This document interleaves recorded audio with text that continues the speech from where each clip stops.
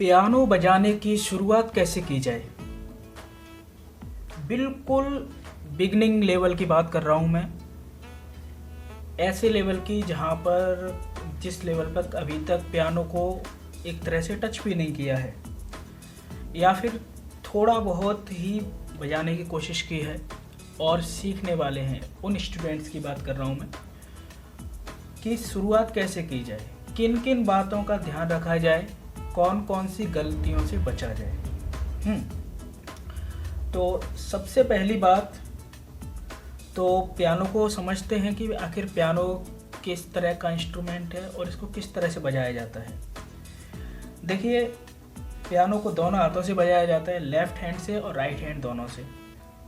Left hand के अंदर rhythm बजाई जाती है और राइट हैंड के अंदर मेलोडी बजाई जाती है। जब सोलो परफॉर्मिंग करते हैं उस टाइम पर, अगर सिंगर के साथ में कर रहे हैं तो उसमें थोड़ा सा डिफरेंट चीज़ें बजाई जाती हैं, लेकिन मैं सोलो प्लेइंग की बात कर रहा हूँ। जब हम कोई गाना अकेले ही पियानो के ऊपर प्ले कर रहे हैं उस टाइम की बात कर रहा हूँ। तो उसमें क्या किया जाता है कि लेफ्ट हैंड में रिदम बजाई जाती है, राइट हैंड में मेलोडी बजाई जाती है। बिल्कुल इसी तरह से जैसे कोई सिंगर परफॉर्म कर रहा है तो सिंगर तो गा रहा है, जो गाना गा रहा है उसकी ट्यूनिंग तो राइट हैंड से बजाई जाती है और उसके साथ में जो रिदम दी जा रही है तबले से, ड्रम से, ढोलक से या फिर किसी और इंस्ट्रूमेंट से, इस तरह से जो रिदम दी जा रही है वो रिदम हमको लेफ्ट हैंड से बजानी पड़ती है पियानो के अंदर। ओके, और वो भी कॉर्ड्स का ध्यान रखा जाता है। कॉर्ड्स के ऊपर ही रिदम बजाई जाती है, बिना कॉर्ड्स के रिदम नहीं बजा सकते हैं पियानो के अंदर। ओके, और कुछ बेसिक बातें हैं ध्यान रखने की, बेसिक पॉइंट्स हैं कि किस तरह से फिंगर पोजीशन होनी चाहिए हमारी, जिससे हमारा हाथ कभी भी अटके नहीं, पियानो के अंदर कभी भी नहीं अटके, बिल्कुल स्मूथली चले, मक्खन की तरह चले कीज के ऊपर।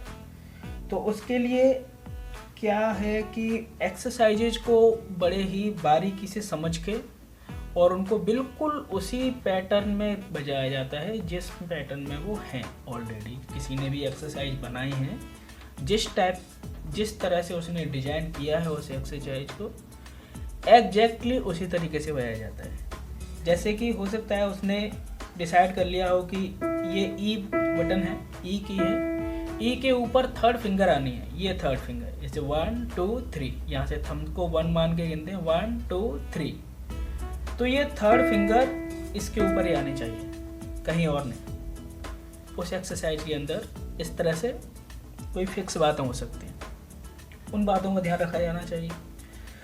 और हैंड की पोजीशन, फिंगर्स की पोजीशन कुछ ऐसे कर्व्ड होनी चाहिए, जैसे आप फोटो में भी देख पा रहे हैं, ऐसे नहीं हो फिंगर्स। कई बार स्टूडेंट्स ऐसे कर लेते हैं फिंगर्स को, ऐसे, इस तरह से, ऐसे, लाइक दिस, ऐसे। तो ऐसे फिंगर्स नहीं पड़नी चाहिए हमारे। फिंगर बिल्कुल कर्व्ड होनी चाहिए और हाथ को इस तरह से गोल करना है जैसे हमने हाथ में कोई बॉल पकड़ रखा हो, क्रिकेट का बॉल पकड़ रखा हो, इस तरह से उंगलियों को कर्व करना है। ऐसे नहीं होनी चाहिए। स्टार्टिंग में स्टूडेंट्स की बहुत ये गलती हो जाती है, क्योंकि फिंगर्स के अंदर इतनी ज़्यादा स्ट्रेंथ होती नहीं है, मसल्स डेवलप होती नहीं है, तो वो पड़ जाते हैं ऐसे, फिंगर ट्रेंड नहीं होती, उनकी ट्यूनिंग खराब हो जाती है। आगे क्या बात याद रखनी चाहिए, जो लास्ट वाली फिंगर है, कई बार गलती करते हैं, इससे ऐसे दबा देते हैं, ऐसे पूरी फिंगर से।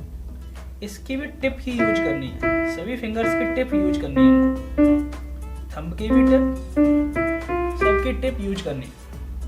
ओके, ये बात हुई। और एक बैठने का भी तरीका होता है पियानो के ऊपर, लेवल में रहे, ये ऐसे देखिए, इस तरह से लेवल में रहे पूरा हाथ, ग्राउंड के लेवल में रहे, ग्राउंड के पैरेलल। इतना ऊंचा होना चाहिए हमारा कीबोर्ड, ज़्यादा ऊंचा नहीं होना चाहिए, कहीं ऐसे हो, ऐसे ये एंगल बनने लगा, या फिर ऐसे हो जाए ये एंगल बनने लगा, ये चीज़ नहीं होनी चाहिए, ग्राउंड के पैरेलल होना चाहिए। ओके, ये बात। और हमारे जो घुटने हैं, हमारे पैर भी ज़मीन के ऊपर टिके होने चाहिए, और जो हमारी एक तरह से थाइज हैं, जांग हैं, वो भी एक तरह से पैरेलल ही हों ग्राउंड के। ये बात ख्याल रखनी होगी। एक और बात कि हमारी जो बैक है वो स्ट्रेट रहे, सीधी रहे। पियानो बजाने के लिए ये सेटिंग पोजीशन होनी चाहिए। ओके, और आगे बात करते हैं। कई बार क्या होता है कि हाथ को अपन ऐसे ऐसे भी मोड़ करके बजाने की कोशिश करते हैं, ये चीज़ भी नहीं होनी चाहिए। ये जो है हाथ, ये जो आप देख रहे हैं, ये लास्ट वाली फिंगर है, बिल्कुल इसके सीध में होनी चाहिए। हाथ ऐसे और रखा होना चाहिए पियानो पर। ये जो फिंगर है, हाँ थोड़ा बहुत टेढ़ा मेढ़ा हो सकता है क्योंकि कई बार बजाने में इधर उधर हाथ चला जाता है, लेकिन ऐसे नहीं कि इसी तरह से इन्हीं ऐसी पोजीशन करके, अजीब सी पोजीशन करके बजा रहे हैं या कुछ और, ऐसा कुछ नहीं होना चाहिए। ओके, और पियानो बजाने के लिए हमारे हैंड्स कितनी भी फास्ट बजाएं, कितना भी अच्छे कलाकार बन जाएं हम, कितने भी लेवल पे पहुंच जाएं, लेकिन हाथ जो है इस तरह से चलना चाहिए, ऐसे ऐसे फंसना नहीं चाहिए कभी। अंगूठा फंसना, अंगूठा हो सकता है नीचे आ जाए ऐसे, लेकिन कहीं पे फंस नहीं जाए, अटक नहीं जाए। इस तरह की क्वालिटी हमको डेवलप करनी होती है पियानो के अंदर। ठीक है, तो ये 4-5 मैंने आपको बिल्कुल बेसिक चीज़ें बताई कि हमारे हैंड्स की पोजीशन, हमारी बॉडी की पोजीशन कैसी होनी चाहिए, ये बात है। अब क्या है, कुछ एक्सरसाइज बताता हूँ मैं, बिल्कुल बेसिक एक्सरसाइज। तो जैसे कि ये है, आपको ये तो पता होगा मेरे ख्याल से, अगर नहीं पता तो मैं ये भी बता देता हूँ कि इस वाली की को सी बोला जाता है ना। और ये जो 2 की हैं, 2 से पहले की सी, ऐसे यहाँ पर 2 की हैं ब्लैक और इससे एक पहले सी, ये दोनों सी बटन है। ये भी सी है, ये भी सी है ना। तो यहाँ से अपन काउंट करना स्टार्ट करते हैं। सी, डी, ई, एफ, जी, ए, बी। देखिए जी के बाद में एच नहीं आया, जी के बाद में ए आता है, ए, बी और अगेन सी। ठीक है, अब ये जो ब्लैक वाली बटन है, ब्लैक वाली कीज हैं, इनका क्या नाम है? इनको बोलते हैं सी। सी के बाद में है सी शार्प, फिर डी, डी के बाद में डी शार्प। ओके, फिर ई, ई के बाद में कोई शार्प नहीं है, ई के डायरेक्ट बाद में एफ, एफ के बाद में एफ शार्प, जी के बाद में जी शार्प और ए के बाद में ए शार्प। फिर बी है, बी का भी कोई शार्प नहीं होता। ठीक है, ये बी का कोई शार्प नहीं होता तो बी से पीछे की तरफ जाते हैं तो उसको बी फ्लैट बोल देते हैं, ए शार्प को ही बी फ्लैट बोल देते हैं। यानी एक तरह से ऐसे समझिए कि राइट साइड में जा रहे हैं तब तो उसको शार्प बोलते हैं, और लेफ्ट साइड में चले जाएं तो उसको फ्लैट बोल देते हैं। जैसे कि ये है, इसको डी शार्प बोलते हैं, लेकिन ई से इसका नाम दें तो इसको ई फ्लैट बोलेंगे। ऐसे ये सी शार्प है लेकिन इसको डी फ्लैट बोल देंगे। ऐसे ये जी फ्लैट, ए फ्लैट, बी फ्लैट। ठीक है, चलो तो अब हम बिल्कुल बेसिक एक्सरसाइज करते हैं। ठीक है, तो 5 फिंगर एक्सरसाइज है। 5 फिंगर एक्सरसाइज के लिए वही हैंड की पोजीशन आप सही रखेंगे और दबाएंगे सी, फर्स्ट फिंगर से सी, सेकंड से डी, थर्ड से ई, फोर्थ से एफ और फिफ्थ से जी। फिर वापस आएंगे 4 3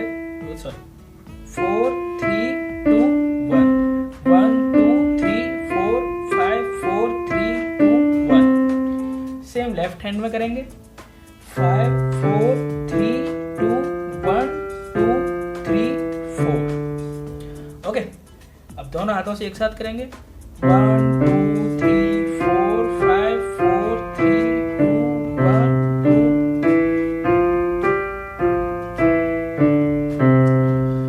ठीक है, अब जब इसमें आपके हाथ थोड़े से अच्छे होने लग जाएं तो इसको थोड़ा सा और आगे बढ़ाइए, यहाँ से डायरेक्ट दूसरे वाले अगले नोट पर शिफ्ट कर दीजिए। जैसे इस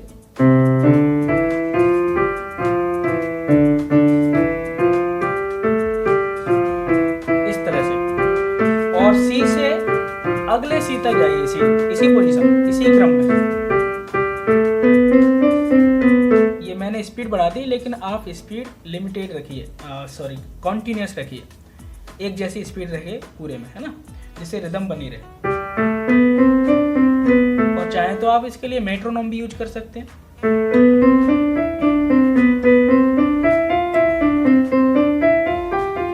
अब वापस आ जाइए।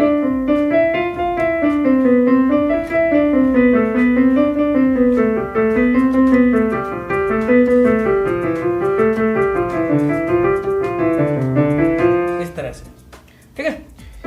अब आगे थोड़ा सा इसको और एडवांस करते हैं, इसी एक्सरसाइज को। इसको एडवांस करने के लिए लेफ्ट हैंड में आप एक नोट दबाइए और राइट हैंड में दो नोट दबाइए, जैसे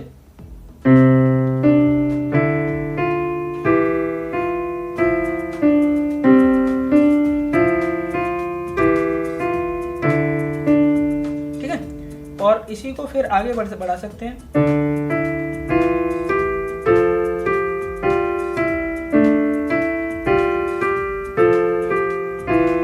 ऐसे ही इसको यहाँ तक ले जाएंगे, ठीक है।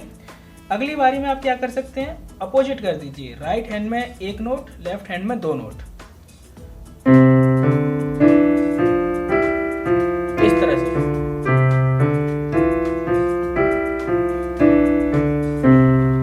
अब अगली बार में क्या कर सकते हैं आप कि लेफ्ट हैंड में एक नोट और राइट हैंड में दो नोट बजाए थे अभी हमने, अब राइट हैंड में तीन नोट कर देंगे हम, जैसे 1 2 3 1 2 3 1 2 3 1 2 3 1 2 3 1 2 3 1 2 3 1 2 3 1, ठीक है। और इसका उल्टा कर दीजिए सेम, ठीक है। मेरे ख्याल से आपको सारी ये बात समझ में आ गई होगी। फिर अगली बार हाथों को चेंज कर देंगे, फिर अगली बार 4 नोट कर देंगे, फिर हाथों को चेंज करेंगे, फिर 5 नोट कर देंगे, 6 नोट कर देंगे, 7 नोट कर देंगे और दोनों हाथों को चेंज करते जाएंगे। बहुत ही सिंपल है और बिगिनर्स के लिए हो सकता है थोड़ा सा टफ पड़ जाए, जैसे एक बार में 3 नोट बजाना थोड़ा सा टफ हो सकता है उनके लिए, लेकिन कोशिश कीजिए, आ जाएगा, कोई दिक्कत नहीं है ये, ठीक है। अब नेक्स्ट एक्सरसाइज हम बजाते हैं C major scale. C major scale में क्या है, सा रे ग म प ध नी सा नी ध प म ग रे सा, ठीक है। इसके लिए फिंगर पोजीशन देखिए, 1 2 3 1 2 3 4 5, ओके, 5 4 3 2 1 3 2 1, ये बात। लेफ्ट हैंड के लिए 5 4 3 2 1 3 2 1 1 2 3 1 2 3 4 5, ठीक है। फिर दोनों एक साथ बजाइए,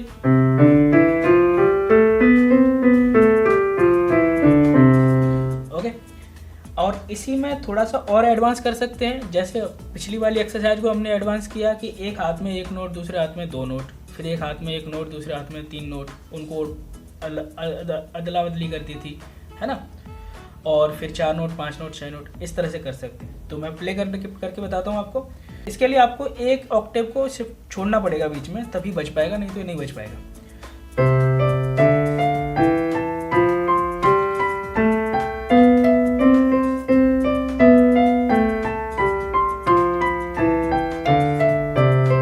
फिर उल्टा भी कर देंगे, हाथों को बदल देंगे, है ना। और अब 3 नोट बजाने के लिए आपको थोड़ा ध्यान रखना पड़ेगा कि आपको नी तक ही बजाना है, ऊपर वाला सा नहीं बजाना। देखिए कैसे, 1 2 3 4 5 6 1 2 3 4 5 6 1 2 3 4 5 6 1 2 3 4 5 6 1 2 3।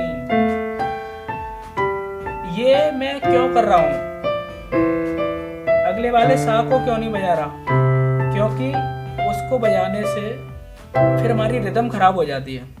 ये 3 नोट वाली रिदम है, एक तरह से दादरा रिदम बज रही है, 3-4 टाइम सिग्नेचर बन रहा है एक तरह से, तो फिर वो फ्लो में नहीं आ पाता, रिदम खराब हो जाती है, फिर एक्सरसाइज को करने में दिक्कत होती है। तो आप उतना ही कीजिए बस, अच्छा रहेगा ये, ठीक है। फिर 4 नोट कर देंगे,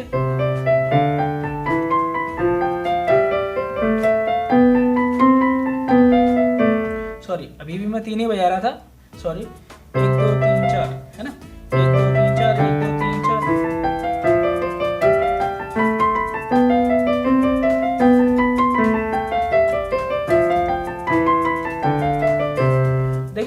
मैंने उस नोट को भी यूज किया था अभी 3 बार, गलती से वो 3 वाला गलती से बजा दिया था मैंने, ऊपर वाला नोट भी यूज किया था। लेकिन मैंने इसलिए बताया क्योंकि बिगिनर्स को हो सकता है इसमें प्रॉब्लम हो सकती है। अगर आप पे हो रहा है तो करिए, कोई दिक्कत नहीं है, लेकिन नहीं हो रहा है तो आप इतना कीजिए, है ना, उसके बाद में आगे बढ़ा सकते हैं, कोई दिक्कत नहीं है, ठीक है। और बस आज के इस ट्यूटोरियल में इतना ही है। तो बताइए मुझे आपको ये कैसा लगा, मेरा सिखाना कैसा लगा, और क्या ये आपके लिए इन्फॉर्मेटिव था, आपको क्या कुछ सीखने के लिए मिला, है ना। और कमेंट करके बताइए कि ट्यूटोरियल कैसा था, वीडियो कैसा रहा, और आगे आप किस टाइप के ट्यूटोरियल चाहते हैं वो भी मुझे बताइए। इसी जो ये मैंने बनाया है इसी टाइप के और भी बनाने हैं, या फिर इससे थोड़े डिफरेंट बनाने हैं, सॉन्ग्स के ऊपर बनाने हैं, या थोड़े एडवांस टाइप के बनाने हैं, किस टाइप के ट्यूटोरियल्स बनाने हैं आप मुझे कमेंट में करके बताइए। Okay, thank you.